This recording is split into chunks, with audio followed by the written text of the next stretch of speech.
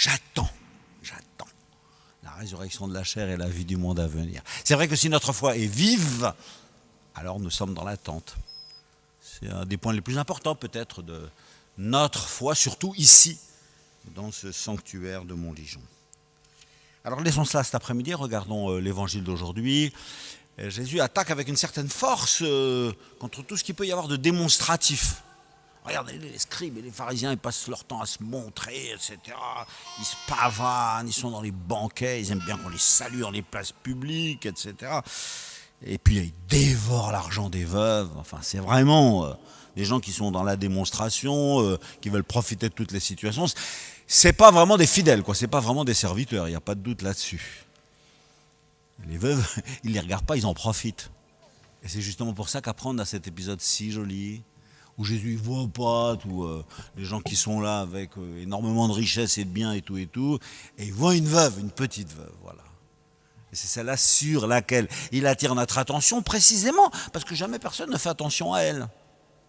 On ne la regarde pas, on la méprise un peu, elle est un peu délaissée dans la vie sociale ou dans la vie de la synagogue, j'espère pas dans la vie de l'église. Et donc nous allons suivre du regard cette personne, la regarder comme Jésus l'a fait avec tout son amour, en fait avec son admiration, parce que vraiment on peut dire que Jésus l'admire. C'est la raison pour laquelle dans la première lecture on nous a choisi aussi l'histoire d'une veuve, à Sarepta, dans le cycle d'Élie, des très beaux livres de l'Ancien Testament, à la charnière du premier et du deuxième livre des rois, il y a toute l'histoire du prophète Élie. On peut dire qu'elle est belle, elle est magnifique, et cette femme, elle est perdue, elle n'a plus rien, quoi. On va manger notre dernier morceau de pain, et puis après, mon fils et moi, on va mourir, quoi. Il n'y a plus rien, il n'y a plus aucune ressource pour nous, nous sommes perdus, abandonnés. Et le prophète Élie lui dit, écoute, t'as qu'à me croire, hein. Fais ce que je te dis, fais ce que tu as dit, et après tu verras comment ça va se passer. Donc elle fait, et puis il y a la jarre de farine, et puis il y a le vase d'huile, et puis elle a à manger, elle donne à manger, et elle aura encore, tout simplement parce qu'elle a cru aux paroles qui lui ont été dites de la part du Seigneur. La femme alla faire ce qu'Élie lui avait demandé, et puis ils eurent à manger pendant longtemps. Voilà. Donc elle est un peu perdue, elle se croit perdue, elle est un peu abandonnée par les gens, pas considérée elle non plus. Et en fait, elle donne sa foi à la parole de Dieu, et ainsi elle va avancer. Évidemment, pour nous, cette attention de Jésus qui dit attention à ce qu'il peut y avoir de démonstratif. Hein. Vous allez me dire, on vient à la messe. À la messe, on est là, on est beaucoup, on aime bien se voir les uns les autres. On est content quand il y a beaucoup de monde dans une messe. Mais est-ce que le cœur, il est dans le secret? Est-ce que le cœur, il est dans le contact personnel, intérieur avec Jésus? Pourquoi j'ai dit dans le secret? Parce que vous savez que quand Jésus nous parle de la prière, du jeûne et de l'aumône, il utilise 6 fois l'expression « dans le secret ». Toi, quand tu pries, dans le secret, ton Père voit dans le secret, etc. Donc s'il peut y avoir quelque chose de démonstratif dans mon attitude, dans notre manière d'être chrétien, méfions-nous.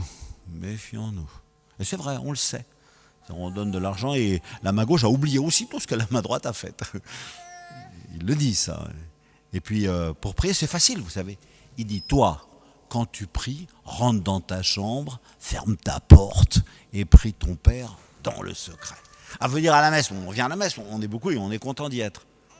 Mais dans ma chambre, est-ce que je ferme la porte? Est-ce que je me mets à genoux? Est-ce que je suis dans le secret?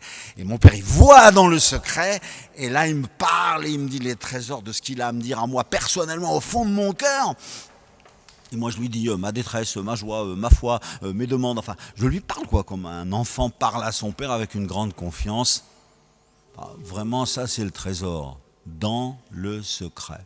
S'il le dit 6 fois de suite, c'est sans doute que ça a quelque chose d'important pour nous, bien sûr, dans son éducation de notre propre foi. En fait, donc, il faut regarder cette femme, cette veuve.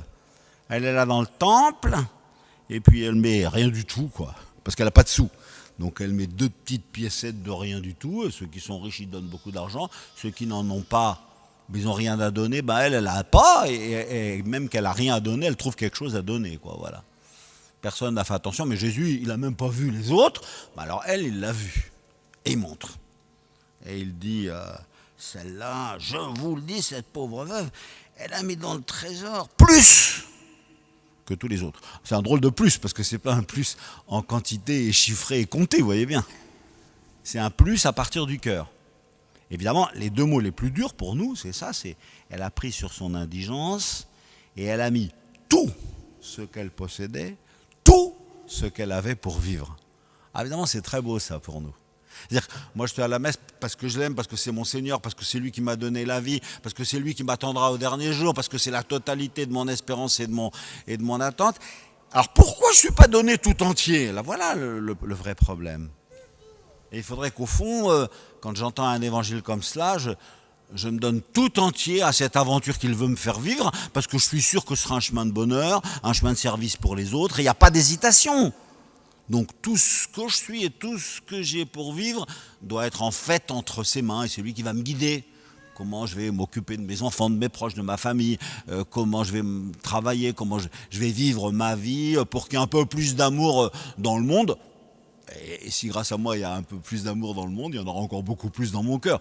Je ne perdrai rien du tout, je serai même largement bénéficiaire de cela, en amour qui est la seule valeur sûre. Pourquoi est-ce qu'on a méprisé la veuve? Parce que du point de vue des chiffres, si vous voulez, ou des bilans, ou des statistiques, ou des comptes, elle n'est pas très élevée pour ça.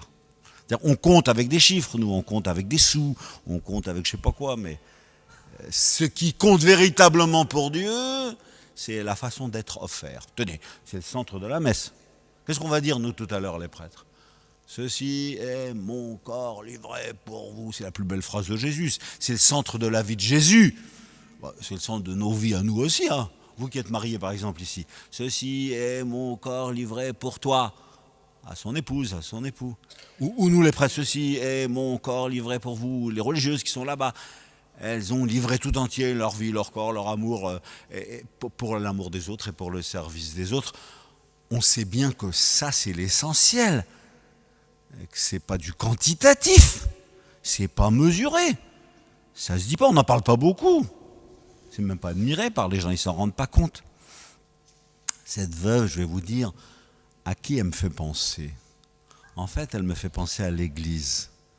L'Église, on la méprise dans le monde. C'est ainsi, on peut dire qu'on la critique beaucoup. Évidemment, malheureusement, elle est abîmée par les péchés de nous, les hommes. Ça, c'est vraiment triste. Mais ce que je sais dans le fond, c'est qu'elle est très pauvre dans ce monde. Et elle n'est pas tellement considérée à l'ONU ou dans toutes les nations. Peut-être vous aviez entendu dire cela de Staline pendant la Deuxième Guerre mondiale. Il avait dit, le pape, combien de divisions? Ce qui comptait pour lui, c'était les chars et les tanks, évidemment. Alors c'est sûr qu'au Vatican, il n'y a pas beaucoup de ces choses-là. Combien de divisions? Méprisé devant les nations. Et pourtant, pendant ce temps-là, le pape Pie XII s'occupait de sauver les Juifs, de tout le monde, de rapporter un peu de paix, de travailler à la paix partout, etc. Il était méprisé par les puissants de ce monde. À l'intérieur de la logique de la puissance, ou militaire ou financière, c'est vrai que l'Église, elle ne compte pas beaucoup. Elle est un peu comme cette pauvre veuve. Elle n'a rien du tout, mais elle donne tout ce qu'elle a. Elle donne tout ce qu'elle est. Et de cela, nous sommes heureux. Qu'est-ce qu'elle a? Elle a le pardon des péchés, elle le donne. Elle a la vie éternelle, elle le donne dans le baptême. Elle a la table dressée par Dieu sur notre terre et elle donne le pain vivant descendu du ciel. Tenez, prenez, venez en manger, comme nous allons le faire tous ensemble dans un instant. Aux yeux du monde, ça compte peut-être pas énormément. Enfin, c'est quand même le grand, grand, grand trésor. Et quand Jésus regarde cette veuve, j'ai l'impression que c'est un peu le même regard qui parfois est jeté sur l'Église. Peut-être qu'elle est mal vue et peut-être qu'elle est méprisée dans le monde et toujours critiquée. Mais lui, Jésus, il la regarde. Et il l'aime. Et il sait que c'est son épouse. Et il sait qu'elle donne tout ce qu'elle a pour vivre au milieu des difficultés, des contradictions, de ses infidélités intérieures. Lui, il l'aime et il est entièrement donné à elle. Alors nous, frères et sœurs, c'est à nous de ressembler à cette veuve. Et de donner à Jésus, de donner aux autres, de donner au monde, de donner à nos proches tout ce que nous avons et tout ce que nous sommes.